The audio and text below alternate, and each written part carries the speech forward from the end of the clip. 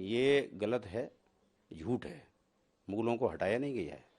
पिछले साल ये रैशनलाइजेशन प्रोसेस हुआ था, क्योंकि कोविड-19 की वजह से सब जगह बच्चों के ऊपर प्रेशर था कि कैसे वो अपनी इतने कम समय में पढ़ाई करेंगे। इसके लिए पूरे देश और समाज से ये महसूस किया गया कि बच्चों का वर्क कंटेंट लोड कुछ टेक्स्ट बुक का कम करना चाहिए। उसके लिए रैशनलाइजेशन का प्रोसेस होता है। एनसीईआरटी करता है, बहुत पहले से करता है जब भी महसूस होती है ज़रूरत।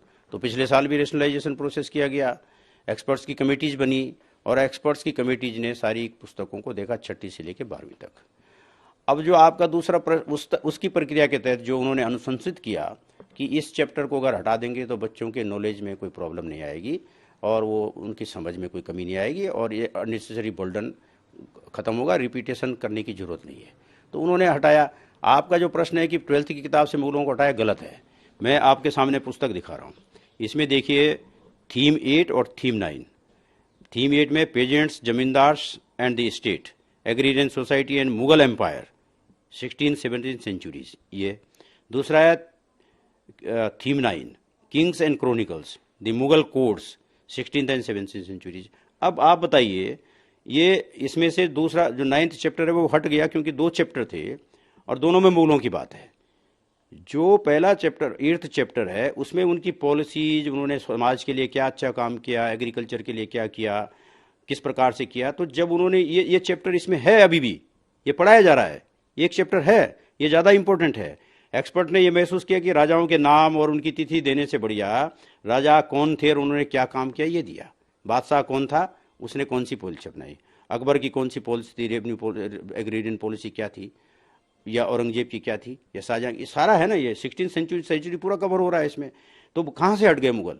ये जो लोग डिबेट कर रहे हैं ये अननेसेसरी है, गैर वाजिब है, इसकी ज़रूरत नहीं है।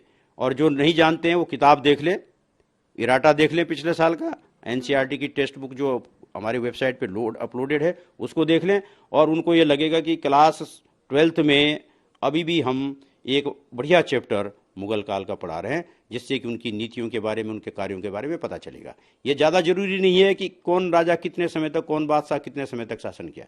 ये ज़्यादा जरूरी है कि कौन बादशाह किस समय में क्या काम किया, और वो सब चीज़ हम पढ़ा रहे हैं, वो हटा नहीं है। तो इसलिए ये झूठ है, गलत है, और जो भी ये चर्चा हो रही है ये गैर वाजिब है जी।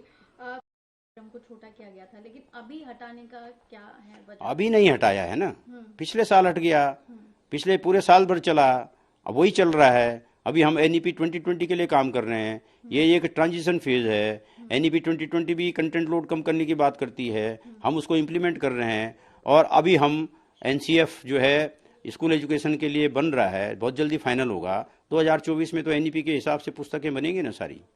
तो अभी इसको अभी क्यों, कहाँ हटाया हमने? अभी इसको नहीं हटाया। अभी किसी भी बुक से नहीं हटाया, हटाया था 22-23 में, वो हमने इस साल भी जारी रखा है, क्योंकि अभी भी बच्चे पूरी तरह से उस स्थिति में नहीं आए कि अभी देखिए ना, आप खुद देखिए स्कूल में अभी क्या, स्कूल का सेशन रेगुलराइज हो गया, यूनिवर्सिटीज का हो गया क्या? अभी थोड़ा पीछे चल रहा है ना। और ये बात स्कूल पे क्यों आती है? यूनिवर्सिटीज में बोर्ड ऑफ स्टडीज होती हैं हर डिपार्टमेंट की, वो हर साल मीटिंग होती है, हर साल देखते हैं कि हमें अपने सिलेबस में कितना चेंज करना है, अपनी पाठ्य पुस्तकें किस प्रकार से चेंज करनी है, करते हैं, मीटिंग होती है, उसमें तो कोई चर्चा नहीं करता। केवल ये लेकर के और फिर मुगल को लेकर के एम्फेसिस किया जाता है, जो कि बिल्कुल अनुचित है, गलत है।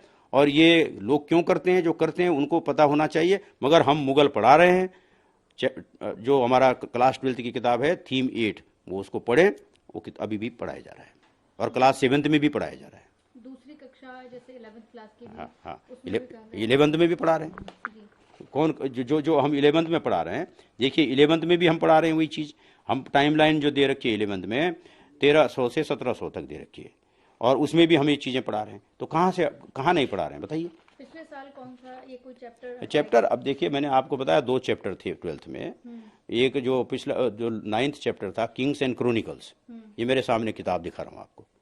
ये हटा, क्योंकि मैंने बताया ना, इसको इसलिए हटाया कि एक्सपर्ट ने समझा कि भाई राजाओं के समय काल को जानना या उनके नाम को केवल नाम और समय दे देना वो पर्याप्त नहीं है, बल्कि 8th चैप्टर में किस बादशाह ने क्या अच्छा काम किया, एग्रीरियन सोसाइटी के लिए क्या किया मुगल एम्पायर में, 16वीं 17वीं शताब्दी में क्या क्या काम हो उस दौरान का पूरा है ना इसमें, उनकी पॉलिसीज के बारे में, जमींदारों के बारे में है, किसानों के बारे में, सब कुछ तो है।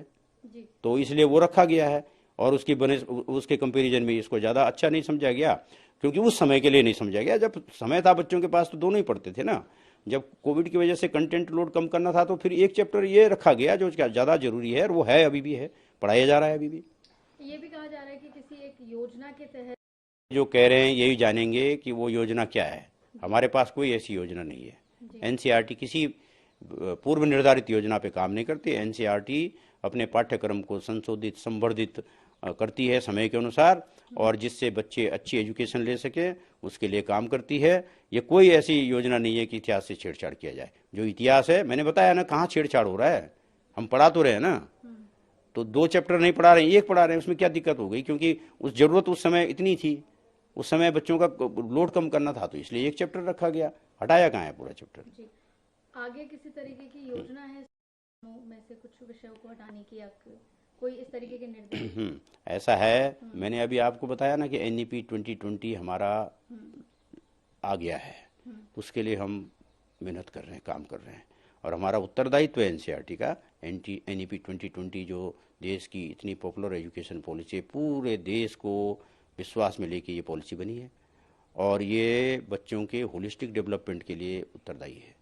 उनका समग्र विकास सुनिश्चित करना है। एक्सपीरियंशियल लर्निंग, 21st सेंचुरी की जो एस्पिरेशंस हैं बच्चों की, जो स्किल्स, लाइफ स्किल्स हैं, जो वो लाइफ स्किल्स बच्चे सीखें, एक्सपीरियंशियल लर्निंग सीखें, कोहेसिवनेस सीखें, अपने देश के बारे में जाने, अपनी संस्कृति के बारे में जाने, अपने समाज के बारे में जाने, सभ्यता के बारे में जाने, अपनी विरासत के बारे में जाने, और एक योग्य नागरिक बने।